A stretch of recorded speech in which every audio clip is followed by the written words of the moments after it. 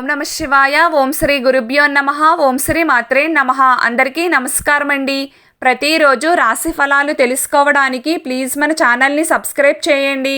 అలాగే వీడియోని తప్పకుండా లైక్ చేసి మన ఛానల్కి మీ వంతు సపోర్ట్ ఇవ్వండి.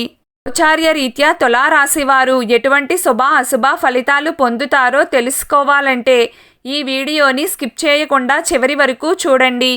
తులారాశి వారు ఈ రోజున మిశ్రమ ఫలితాలను పొందుతారు. ఈ రోజున మీకు మధ్యాహ్నం 1 గంట వరకు ఉన్న కాలం అంతగా అనుకూలించదు. ఈ రోజున చంద్రబలం చాలా తక్కువగా ఉంది. అయినప్పటికీ రేపు మధ్యాహ్నం 1 గంట నుండి సూర్యుడు భాగ్యంలోకి ప్రవేశం చేయబోతున్న కారణంగా మీకు మధ్యాహ్నం నుండి ఒక రకంగా అనుకూలంగానే ఉంటుంది. సాధారణ కార్యక్రమాలకు ఎటువంటి ఆటంకాలు ఉండవు. అయితే ఈ రోజున మీరు ఆర్థికపరమైన వ్యవహారాల్లో మాత్రం చాలా జాగ్రత్తగా ఉండాలి. ముఖ్యంగా వ్యాపారస్తులు చాలా అప్రమత్తంగా ఉండాలి.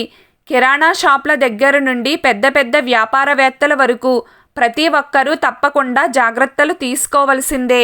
లావాదేవీలను 1-2 సార్లు సరిచేసుకోవాలి. క్రయ విక్రయాలు అంతగా కలిసి రాకపోవచ్చు. షేర్ల జోలికి అస్సలు వెళ్ళకండి. పెట్టుబడులకు దూరంగా ఉండడం కూడా మంచిదే అవుతుంది.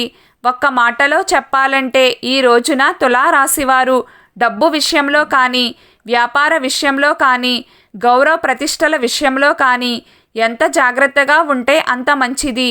ఈ రోజున మీరు అధిక నిరుత్సాహానికి లోనవుతారు. ఆరోగ్యపరంగా అప్రమత్తంగా ఉండాలి. కంటికి సంబంధించిన అనారోగ్య సమస్యలు ఎదురయ్యే అవకాశం ఉంది. కాబట్టి ముందుగానే తగిన జాగ్రత్తలు తీసుకోవడం మంచిది. కుటుంబ సభ్యులతో కూడా ప్రేమగా ఉండే ప్రయత్నం చేయండి. ఊరికే చిరాకు పడవద్దు.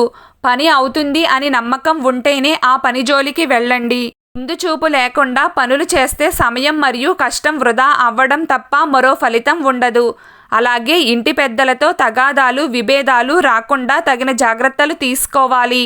ఈ రోజున ఉన్న గ్రహచారం ప్రకారం పెళ్లి చూపులకు, అగ్రిమెంట్లకు, ఉద్యోగ ప్రయత్నాలకు, వైద్య సంప్రదింపులకు, వ్యాపారమైన చర్చలకు, కొనుగోళ్లకు, రుణ ప్రయత్నాలకు, అలాగే అమ్మకాలకు మరియు ఇతర సాధారణ కార్యక్రమాలకు కాలం చక్కగా అనుకూలిస్తుంది.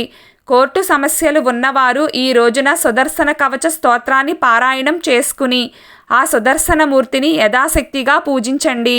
తరువాత మరుసటి రోజు నుండి అప్పుడప్పుడు సుదర్శన కవచ స్తోత్రాన్ని వింటూ ఉండండి. ఇలా చేయడం వలన కోర్టు కేసుల్లో త్వరగా విజయం ప్రాప్తిస్తుంది. ఈరోజు ఓం శనిదేవాయ నమః అనే మంత్రాన్ని పదే జపిస్తూ ఉంటారో వారికి అనారోగ్య సమస్యలు దూరం అవుతాయి. క్రీడాకారులకు విజయం ప్రాప్తిస్తుంది. ఏదైనా శనివారం ఉదయాన్నే నిద్రలేచి చక్కగా స్నానం చేసి పూజా గదిని శుభ్రం చేసుకుని ఒక పసుపు ముద్దను తయారు చేసుకుని దానిని ఏదైనా ఒక ఆకుపై పెట్టి తరువాత ఆ పసుపు ముద్దకు 4 వైపులా దీపాలు పెట్టి అక్షింతలు, కుంకుమ మరియు పసుపు చల్లి ధూపం వేసుకోవాలి. ఆ పసుపు ముద్దను జ్యేష్ఠాదేవిగా భావించి పూజ చేయాలి. దీపాలు కొండెక్కిన తరువాత పసుపు ముద్దను నీళ్లల్లో కలిపివేసి ఇల్లంతా చల్లుకోవాలి. మిగిలిన నీటిని ఏదైనా చెట్టుకు వేయండి. ఇలా చేస్తే మీకు పట్టిన దరిద్రం మొత్తం పోయి లక్ష్మీదేవి తలుపు తడుతుంది.